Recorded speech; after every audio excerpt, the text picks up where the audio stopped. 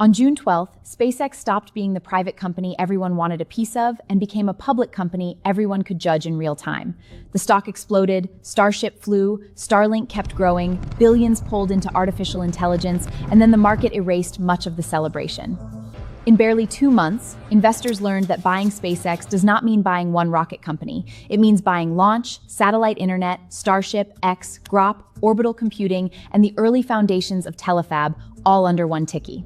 This is the complete post-IPO scorecard through August 12, 2026.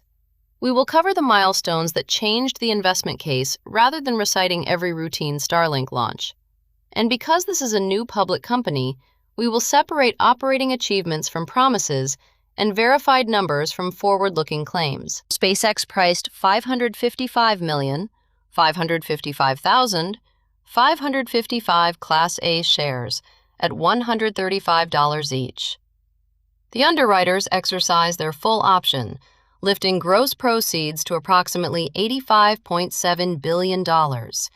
It was the largest IPO ever completed, giving SpaceX a war chest for launch infrastructure, Starlink, Starship, artificial intelligence, and projects that may take years to produce returns. Trading opened at $150. The first session closed at $160.95, about 19% above the offering price, with a market capitalization around $2.1 trillion. 4 days later, shares reached an intraday high near $225.64. The market briefly valued SpaceX as if several enormous future businesses were already arriving at once. But going public changed the clock. Private investors could wait through prototypes, scrubs, explosions, and construction cycles. Public investors receive a price every second, a quarterly report every 3 months, and an immediate reaction to every delay. From June onward, a Starship test was no longer only an engineering event. It was also a referendum on capital spending and execution. SpaceX's first launch as a public company came on June 15th. A Falcon 9 carried 24 Starlink satellites from Vandenberg, and its first stage landed on the drone ship. It looked routine, and that was the point. Falcon 9 has become the dependable industrial machine supporting everything else: customer missions, government work, crew transport, and the constant expansion of Starlink. The company continued launching at a cadence competitors still struggle to match. But investors were now asking a different question. Can the proven Falcon operation and the profitable parts of connectivity generate enough cash to fund the far more expensive ambitions sitting above them? The largest technical answer arrived on July 24, with Starship Flight 13. After an earlier delay, the Starship system lifted off from Starbase, deployed 20 Starlink test satellites, relit a Raptor engine in space, survived atmospheric re-entry, and completed its planned ocean splashdown. It was the clearest demonstration yet that the larger version 3 architecture could do work in orbit rather than simply survive a test. The ship was not recovered after splashdown, and a successful test is not the same as rapid, airline-like reuse.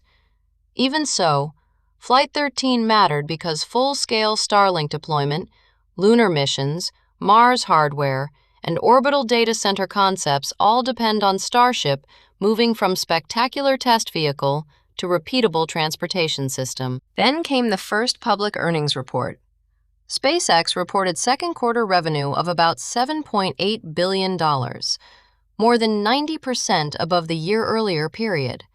Its loss was $541 million, or 9 cents per share, smaller than analysts expected, but still a loss. Starlink remained the clearest economic engine.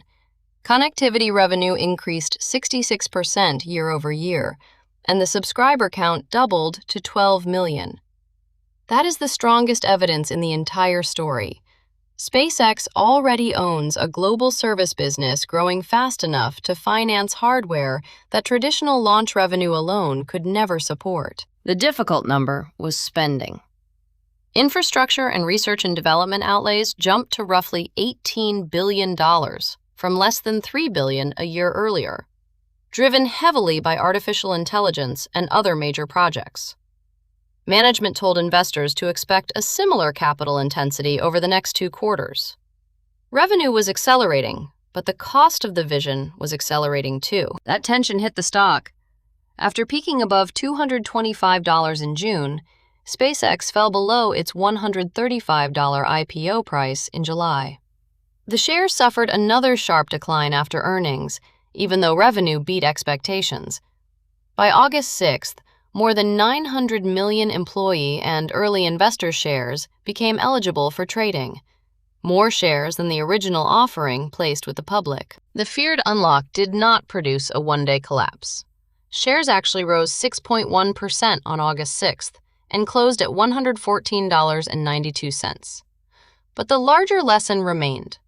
A tiny initial public float had helped amplify the early surge, and expanding supply created a new source of volatility.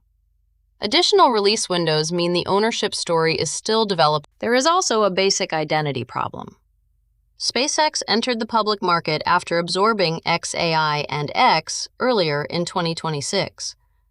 Investors therefore own rockets, satellites, consumer connectivity, government networks, artificial intelligence models, a social platform, and enormous compute infrastructure in the same company. The combination creates unusual strategic advantages, but it also makes valuation and governance much harder to analyze. Terafab sits at the far edge of that strategy. The proposed semiconductor platform is supposed to integrate advanced logic, memory, masks, and packaging for Tesla, SpaceX, and artificial intelligence workloads. It could reduce dependence on external chip supply and shorten the loop from design to deployment. But it is still a developing project with enormous execution, utility, equipment, and capital requirements. Not a finished factory producing chips today. This sounds like science fiction, but it isn't. A free electron laser could generate the extreme ultraviolet light needed to print advanced chips. That matters because SpaceX and Tesla's proposed Terafab would need enormous lithography throughput. But no official filing says SpaceX has selected this technology. The engineering is real, the Terafab connection is still a hypothesis, and that's exactly what investors should watch. The bull case is now clearer than it was before the IPO. Falcon provides dependable launch capacity. Starlink provides recurring revenue and a rapidly expanding customer base. Starship could multiply payload capacity and lower the cost of building larger networks in orbit. Artificial intelligence, direct-to-cell connectivity, and vertically integrated chips could create entirely new markets. The bear case is equally visible. SpaceX is spending at a scale that can overwhelm even spectacular revenue growth. Starship must become reusable, not merely successful once. Starlink must keep adding customers without destroying economics. AI infrastructure has to produce returns. Terafab must move from ambition to construction, and eventually to competitive yields. And public shareholders have limited control over a company built around one founder's long-term agenda. Here is the scoreboard to watch next. First, can Starship repeat Flight 13 and demonstrate meaningful recovery or reuse? Second, does Starlink preserve subscriber growth and operating income?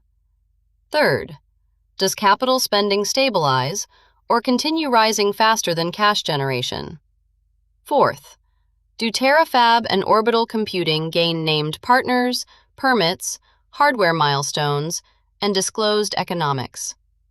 Finally, how does the stock behave as more insider shares become tradable? 2 months after the largest IPO in history, SpaceX has not become easier to value. It has become easier to see. The launch machine is real. Starlink's growth is real. Starship's progress is real. The trillion-dollar outcomes attached to artificial intelligence, orbital compute, and Terafab remain bets.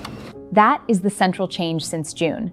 SpaceX still asks investors to believe in the future, but now it has to publish the numbers on the way there. Subscribe to SPCX Investor for the filings, launch milestones, and manufacturing signals behind the headline. This video is for information and education only and is not financial advice.